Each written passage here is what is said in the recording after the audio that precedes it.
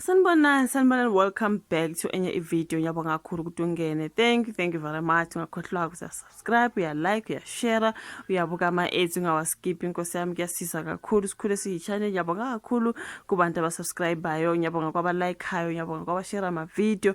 Nokuthi nje makufika i-ad inkosi yami ungayiskip. Lokho kwazi kwabaleka. Ngiyabonga kakhulu bafethu mangabe niyawabuka ama-ads aqhamuka ke kuma-videos. Wait, okay. So now guys, ngifuna ukukhuluma ngalo daba ke lobhuti ke we Vodacom. Please call me Saga. Ekudala dala le ndaba yaqala ubhuti uMakate ne Vodacom into ekanjalo ba I think lolu daba lokudala mina years ago, right? I think bese ngithanda ukukhohlwa nje nangalo. But ngiyabona nje bekhulume ngalo ukuthi ke kuthiwa sekunesinqumo ke manje when it comes to ke ubaba or ubhuti we please call me. Ngemva kweminyaka ewu-17 ke no Vodacom kuloku kuyisiphansi phezulu. Angazi bebengafuna ukumkhokhela, bebengafuna ukumsharela ke le mali okumele bamsharele yona into ekanjalo bafethu.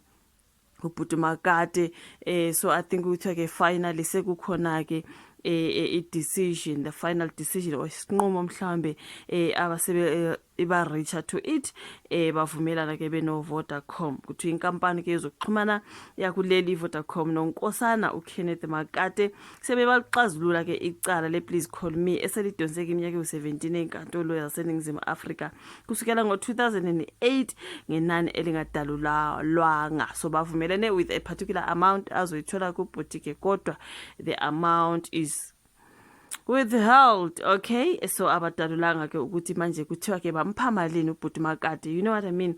Udaba ke soluxazululwe ke izinhlangothi zombili. So zombili izinhlangothi ke zijabule ngokuthi sekufike isiphetho ke mayelana nalokhu kusho ke yona Vodacom estatementeni esishicilelwe ke ku JSE. Okay, so ngolesibili ke kumhla ka4 ibhodi la kwa Vodacom ligunyaza isivumelwano sokukhokha ke ibamba esibekiwe udaba ke lwaxazululwa izinhlangothi zombili ngaphandle ke kwenkantolo, which is good. Na iVodacom iveza ukuthi isinxephezelo sibaliwe emiphumeleni yesikhashana yalenkampani yezinyanga eziyisithupha ke eziphele ngomhla ka30 kuSeptember 2025 ezophuma ngomhla ka10 November nonyaka. So ke siyambongela ke ubhuti Makate mangabe kukhona ke azokuzuza at least mangabe he's happy about it, you know, like we said ukuthi le ndaba le ekaMakate ne Vodacom kudala bafethu ineminyaka idonsa. So mangabe they've come to a final decision bavumelana ngaleyo amount egodliwe ke kulungile ke phela kodwa mangabe bevumelene kusho ukuthi he's happy about it and nabo they are happy about it. So ke at least finally yeah man, anything else as long as he's happy azokwazi ukuthola ke ishare yakhe yemali le okudala ke kuthiwa ke kodwa kumele athole imali ngaka kwaba nokuphikisana until now finally the decision is out. Uthole le mali ayitholile uhappy bavumelene, that's it according to me. Asidlule kolunye udaba ke. So olunye ke bengithanda ukukhuluma ngalo udaba likaMama Myeni njengoba ke sizwile ke kuthiwa ke inkosi ke nomcaci wayo nomama ke uMamyeni ongunkosikazi ke wesithathu uNdlunkulu number 3 wesilo uKing Misuzulu kaZwelithini uMayeni uthi uyaqhubeka umcaci wakhe nesilo njengoba bekuthiwa ke kunama confusion. Angazi I think isimemo ngisibonde kazi ngiyengenza ivideo ngabe ngaposta nalesi simemo kade kumenywa khona abantu kuthiwa uZulu wonke uyamenywa emcimbini into ekanjalo bafethu. So ke kuthiwa luzoqhubeka njengoba kuhleliwe kudwendwe lwesilo uMisuzulu sinqobele kaZwelithini unkosikazi uMamyeni. uMamyeni uthe udwendwe luzoqhubeka ngesonto njengokwesimemezelo esikhishiwe umkhongo omkhulu umntwana uGibisizwe Zulu. Ukusho lokhu ngestatementini ke sikhishiwe inhlangano yakhe engezi inzuzo Sizo wakha okaZulu Foundation. So ngokwesimemezelo udwendwe ke luzosinela esigodlweni kwakhangela mankengane kuzoqala ke ngomkhehlo ozokuba ngolesihlanu eJozini Stadium. Umgcaco kwakufanele ube ngoJanuary kodwa ke wabuye wahlehliswa like we said on my last video. Okay, unkosikazi Myeni ke ungowesithathu esilweni ababili abangaphambi kwakhe ke kunababili abangaphambi kwakhe if you do know. Okay, abasinile. Okay, now kukhona ke laphana, let me zoom and see this Sizowakha okaZulu Foundation media statement sibhalwe on the 5th of November 2025. Clarification of the circulating video and poster regarding the Zulu Kingdom Umkhehlo and traditional wedding of Her Majesty Queen Nomzamo Myeni. So isona statement lapha nesikhishiwe ke iSizowakha okaZulu Foundation.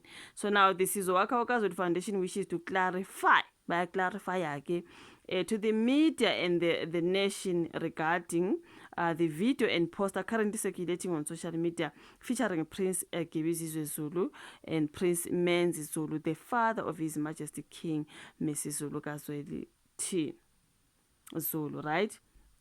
We can confirm that the video and announcement made by Prince Gebizizwe Zulu were indeed authorized by the Zulu royal family. The announcement serves to officially invite the Zulu nation and the public to the forthcoming royal ceremonies celebrating the union of His Majesty King Mesizulu Kazwelithini and Her Majesty Queen Nomzamo Myeni. So now the foundation is the foundation under the patronage of Her Majesty Queen Nomzamo Myeni. We are pleased to confirm the following official details, of which a date mhla 7 November 2025, venue at Jozini Stadium next to Ezibukweni High School, time 10, dress code traditional, and also like bekubhalwe kusimemo dress code ne theme and everything else, something like that. Kuthiwa ke dress code yona ke is traditional. Okay, yona nto ke ibhaliwe laphana bafethu. I think I posted that one for you. So ke bayaconfirma ke you guys izindaba ke ebekade zikhulunywa ke ngomkhehlo wesilo ukuthi ngempela iqiniso. So this is them confirming. Now uyaqhubeka ke umgcaco kamama ke uMamyeni neSilo King Sinqobile Kazwelithini. Iyona nto ebhalwe laphana odabeni. Angithi bekunezinkulumo eziningi laphana, abanye bengathi bathi hey yabona into zakho is not make sure awusazi if it's real or not, what. But anyways, now they are confirming here ukuthi no kuyiqiniso ukhona ke lo msebenzi onjalo, right? So yeah, man, you guys, bengithi ngisende update about that particular mcaco kamama Myeni, because bengenza le video nami bengiyenze kodwa ngisaba, ngicabanga what if ngamanga ngavele ngenza lesi story. But if let me see the foundation kuthiwe yini, the foundation Sizowakha okaZulu Foundation beconfirmile befake lesi statement, that means it is true. Okay, ngiyabonga kakhulu ke you guys ukuthi ubuke le video, like, subscribe, share, asibonane kwezayo. Bye.